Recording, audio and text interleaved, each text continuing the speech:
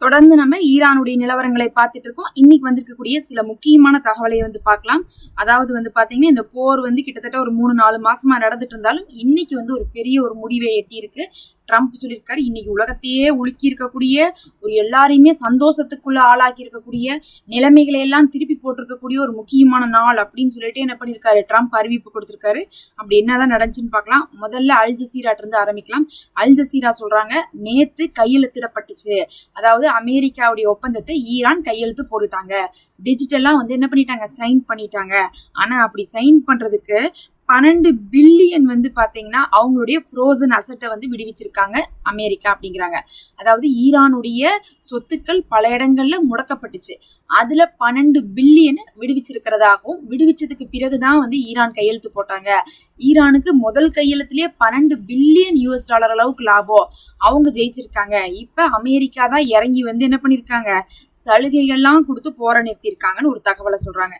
சரி, இது உண்மையான்னு பார்க்கும்போது அமெரிக்கா தரப்புல இதை ஒத்துக்க மாட்டாங்க. பொதுவாவே ஒத்துக்க மாட்டாங்க. அதுலயும் பகிரங்கமா அவங்க அறிவிக்கவே இல்லை, நாங்க இவ்வளவு கொடுத்துதான் நிறுத்தணும் அப்படிங்கறத அறிவிக்கல. ஜேடி வேன்ஸ் அவர்கள் என்ன சொல்றாங்கன்னு பாத்தீங்கன்னா, நாங்க என்ன பண்ணிட்டோம், டிஜிட்டலா சைன் பண்ணிட்டோம், நேத்தே கையெழுத்து போட்டுட்டோம். டிஜிட்டலான என்ன அர்த்தம்னா கம்ப்யூட்டர் மூலமாக, அதாவது நேரடியா பேப்பர்ல கையெழுத்து போடுறதுக்கு பதிலா டிவைஸ் டு டிவைஸ் என்ன பண்ணுவாங்க, அமுச்சு விட்டு அமெரிக்கால இருந்து ஒரு ஒப்பந்தத்தை அமிச்சாங்களாமா. அதை ஈரான் என்ன பண்ணாங்க, டிஜிட்டலா சைன் பண்ணிட்டாங்களாமா. No money has been released, எந்த பணத்தையும் நாங்க ரிலீஸ் பண்ணல அப்படின்னு சொல்லிட்டு ஜேடி வேன்ஸ் அவர்கள் சொல்றாங்க. ஆனா அல் ஜசீரா பாத்தீங்கன்னா கொடுத்துருக்காங்க $12 பில்லியன் அப்படிங்கிற மாதிரி சொல்லியிருக்காங்க. ஆனா ஜேடி வேன்ஸ் பாத்தீங்கன்னா இல்ல, நாங்க கொடுக்கல, அதுல எந்த ஒரு மாற்றமும் எங்களுக்கு இருக்காது, கையெழுத்து போட்டிருக்காங்க. 60 நாளுக்குள்ள பாத்தீங்கன்னா நாங்க சில விஷயங்களை சொல்லியிருக்கோம் ஈரானுக்கு, அதை ஈரான் செஞ்சுட்டா நாங்க விடுவிக்க போற பணத்தை அப்படிங்கிற மாதிரி சொல்லி நிறுத்தியிருக்காங்க அமெரிக்கா. அப்ப பாத்தீங்கன்னா 60 நாளுக்குள்ள ஈரான் ஏதோ சில விஷயங்களை செய்ய வேண்டியது இருக்கு. என்ன விஷயங்கள்னு பாத்தீங்கன்னா, அணு ஆயுதம் தயாரிக்கக்கூடிய விஷயங்கள் அனைத்தையுமே நிறுத்திடணும், எங்களிடத்துல ஒப்படைச்சிடணும், IAEA கையெழுத்து போட்டு கொடுத்துடணும். ரெண்டாவது பாத்தீங்கன்னா, எந்த ப்ராக்சிஸ்க்கும் ஃபண்ட் ப்ரொவைட் பண்ணக்கூடாது அப்படின்னு சொல்லியிருக்காங்க. இதெல்லாம் நீங்க நிறுத்திட்டா நாங்க என்ன பண்றோம், கண்டிப்பா உங்களுடைய ஃபண்ட் எல்லாம் எங்கெல்லாம் இருக்கோ அதை நாங்க ரிலீஸ் பண்றோம்னு சொல்லிட்டு அமெரிக்கா தரப்புல ஈரான்கிட்ட சொல்லியிருக்காங்க. அடுத்து அதே சமயத்துல ஏற்கனவே ஒரு 300 பில்லியன் கொடுக்க போறதா பேசி இருந்தாங்களே அப்படின்னு கேட்டா, அதுக்கு என்ன சொல்றாங்கன்னு பார்த்தா, 300 பில்லியன் அளவுக்கு காசை நாங்க புடிச்சு வச்சிருக்கோம், அவங்களுடைய சொத்தை.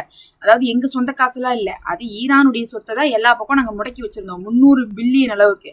அந்த 300 பில்லியனை நாங்க விடுவிக்கிறோம். நாங்க சொன்ன மாதிரி இவங்க ப்ராக்சிஸ்க்கு ஆயுதம் கொடுக்கல, அதுக்கப்புறம் அணு ஆயுதம் தயாரிக்கிறத ஒப்படைச்சிட்டாங்க அப்படின்னா நாங்க கொடுக்குறோம்னு இருக்காங்க. இதுல இன்னொரு விஷயம் இருக்குது. அந்த 60 நாளுக்குள்ளேயே ஒப்பந்தம் கையெழுத்து போடணும். அதுவும் சொல்லியிருக்காங்க இந்த வாரம் வெள்ளிக்கிழமையே பாத்தீங்கன்னா இன்னொரு ஒப்பந்தம் என்ன பண்றாங்க, கையெழுத்து போட போறாங்க. இவங்க பாத்தீங்கன்னா ஒரு 10 நாளைக்கு ஒன்று, 20 நாளைக்கு ஒன்று சொல்லிட்டு ஒரு சில விஷயங்கள்லாம் பேசிட்டு இருக்காங்க. அதுக்கு நடுவுல இந்த இஸ்ரேல் லெபனானை தாக்கினா என்ன ஆகும்னா, லெபனானுக்காக ஈரான் போற ஆரம்பிச்சிருவாங்க. அது நடக்கக்கூடாதுன்னு சொல்லிட்டு அமெரிக்கா லெபனானை தாக்க வேணாம்னு சொல்லிட்டு இஸ்ரேலுக்கு அழுத்தம் கொடுத்து வச்சிருக்காங்க. கடைசிக்கு ஒரு வாரம் 10 நாள் பொறுங்க, அவங்க கையெழுத்தாவது போட்டு அப்படிங்கிற மாதிரி அமெரிக்கா என்ன பண்றாங்க, இஸ்ரேலை பாத்தீங்கன்னா கண்ட்ரோல்ல வச்சுட்டு இருக்காங்க. இஸ்ரேல் இந்த பேச்சை கேட்பாங்களா கேட்க மாட்டாங்களா அப்படிங்கிறது ரெண்டாவது. ஏன்னா பாத்தீங்கன்னா காசாவுல இன்னுமே போர் நடந்துட்டு தான் இருக்கு. நம்மளை பொறுத்தளவுக்கு போர் நின்றுச்சுன்னு சொன்னாலும் அப்பப்ப இஸ்ரேல் தாக்குறாங்க.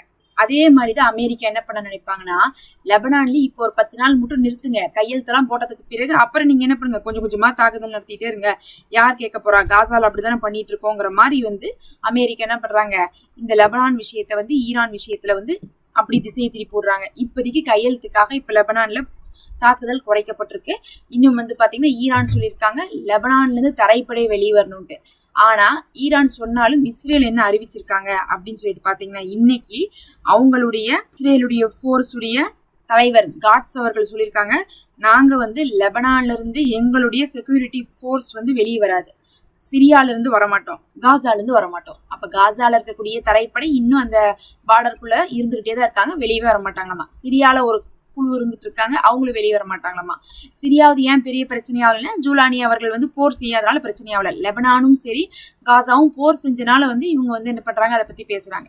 அதே மாதிரி லெபனான்ல, சவுத் லெபனான்ல தரைப்படை இருக்குதுல்ல, அதை நாங்க வெளியவே கொண்டு வர மாட்டோம். காரணம் என்னன்னா, எங்களுடைய நலனுக்காக அவங்க அங்கதான் நின்றாகணும். அப்புறம் நாங்க ட்ரம்ப் ஒன்று சொல்லிக்கிறோம், நீங்க வந்து அமெரிக்காவுக்கு தான் வந்து அதிபர், எங்களுக்கெல்லாம் ஒண்ணும் கிடையாது. எங்களுக்கு எங்க ராணுவம் இருக்கு, அந்த ராணுவம் தான் எங்களை பாத்துக்கும். அதை விட்டு போட்டு எங்க ராணுவத்துக்கு நீங்க ரூல்ஸ் போடக்கூடாது, எங்களுக்கு நீங்க என்ன பண்ணக்கூடாது, கட்டளை இடக்கூடாது. அதே சமயத்துல உங்களுக்கு நாங்க நன்றி தெரிவிச்சுக்கிறோம், உங்களாலதான் என்ன இருக்கு, போர் வந்து சமாதானத்துக்கு வந்திருக்கு. அந்த நன்றி உணர்வு எங்களுக்கு இருக்கு, அதுக்காக நீங்க எங்களை வந்து என்ன பண்ணக்கூடாது, அதிகாரம் பண்ணக்கூடாதுன்னு சொல்லிட்டு இன்னைக்கு பெண்குறின் வேற வந்து என்ன பண்ணிருக்காரு, பேசி வச்சிருக்காரு. ஒரு பக்கம் இஸ்ரேலி காட்ஸ், இன்னொரு பக்கம் பெண்குறின்னு, இவங்க எல்லாம் என்ன சொல்ல வராங்கன்னு பாத்தீங்கன்னா, தரைப்படை எங்கிருந்து எடுக்க மாட்டாங்க, திரும்ப திரும்ப காசா, லெபனான், சிரியா அட்டாக் பண்ணிட்டே இருப்பாங்க. இந்த 3 விஷயத்த வந்து அவங்க விட போறது இல்ல. அதே சமயத்துல வந்து பாத்தீங்கன்னா இதுல வந்து ஈரானை கலக்க வேணாம்னு சொல்லுங்க. ஈரான் எதுக்கு வந்து கலக்குறாங்க, அவங்க எதுக்கு வந்து இங்க நிறுத்தணும்னு சொல்றாங்க. ஏன்னா இப்ப ஈரான் சொல்லியிருக்காங்க, ஈரான் வந்து காசாலையும் நிறுத்தணும், லெபனான்லயும் நிறுத்தணும்னு சொல்லியிருக்காங்க. எங்களுடைய ப்ராக்சிஸ் எல்லாம் நீங்க ஒண்ணுமே பண்ணக்கூடாதுன்னு சொல்லியிருக்காங்க. ஆனா இவங்க என்ன சொல்றாங்கன்னா, இவங்க அவங்களுக்கு ப்ராக்சிஸாவே இருக்கக்கூடாதுன்னு சொல்லிட்டு இருக்காங்க. அதனால வந்து பாத்தீங்கன்னா இப்ப இஸ்ரேலை பொறுத்தளவுக்கு இதெல்லாம் எங்களுடைய சொத்து. ஒரு பக்கம் காசாவை அடிக்கிறது, லெபனான் அடிக்கிறது, சிரியாவை அடிக்கிறது, அந்த இடத்த பிடிக்கிறது, இதெல்லாம் எங்களுடைய உரிமை, அதை பத்தி பேசக்கூடாது, அது எங்களுடைய நாட்டு மக்களுக்காக செய்யறோம்னு சொல்லியிருக்காங்க. உடனே அமெரிக்கா வந்து இந்த அறிவிப்புக்கு பின்னாடி கால் பண்ணி ஏதோ வந்து பேசியிருக்காங்க. என்ன பேசியிருப்பாங்க, ஒரு 10 நாள் அமைதியா இருங்க, அதுக்கப்புறம் பாத்துக்கோங்கன்னு சொல்லியிருப்பாங்க. நாங்க பேசிட்டோம், இப்ப அவங்க வந்து பாத்தீங்கன்னா நாங்க சொன்னதை கேட்பாங்க, நாங்க மிரட்டிட்டோம், திட்டிட்டோம் அப்படின்னு சொல்லிட்டு என்ன பண்ணிருக்காரு அமெரிக்க அதிபர். அதுக்கப்புறம் கூட போஸ்ட் பண்ணிருக்காரு. கடைசியா ட்ரம்ப் என்னதான் சொல்லி வச்சிருக்காருன்னு பாத்தீங்கன்னா, அவரு வந்து ரொம்ப பெருமிதம் கொள்றாராமா, ரொம்ப சந்தோஷப்படுறாராமா. அதாவது எந்த அதிபரும் இந்த மாதிரி செஞ்சதே இல்ல, அப்படி ஒரு சமாதானத்தை நம்ம கொண்டு வந்திருக்கோங்கிறாரு. கொஞ்சம் யோசிச்சு பார்க்கணும், போற ஆரம்பிச்சதே இவங்க தான், இவங்க எப்படி சமாதானத்தை கொண்டு வர முடியும்?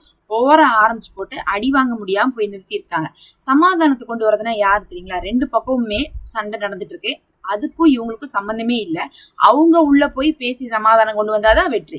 ஆனா அமெரிக்க அதிபர் ட்ரம்ப் என்ன சொல்லிக்காரு, அவரே வந்து நம்ம பெருமிதம் கொள்ளணும், என்ன மாதிரி ஒரு அதிபர் கிடைச்சதே இல்ல, அமெரிக்காவுக்கே கிடைச்சது இல்ல, உலகத்திலேயே இருந்ததே இல்ல, பேக் டு பேக் எல்லா பக்கம் அமைதி வந்துருச்சு. இப்ப இந்த உக்ரைன் போர் மட்டும் தான் நடந்துட்டு இருக்கு, இப்ப உலகத்துக்கே அமைதியை நான் பரிசளிச்சிருக்கேன், இது ஒரு முக்கியமான நாள், நம்ம வந்து போற்ற வேண்டிய நாள், உலகமே நிம்மதி அடைஞ்ச நாள் அப்படின்னு எல்லாம் சொல்லியிருக்காரு.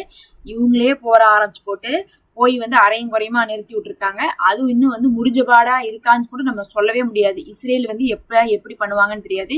இப்பவே வந்து பெண்கிரீனும் இஸ்ரேலி காட்ஸும் வந்து துள்ளி குதிச்சுட்டு இருக்காங்க, ட்ரம்ப் ஒண்ணு எங்களுக்கு அதிபர் இல்லைன்னு சொல்லிட்டு. இவங்க கண்டிப்பா திரும்ப திரும்ப வந்து லெபனான் அடிக்கதான் போறாங்க.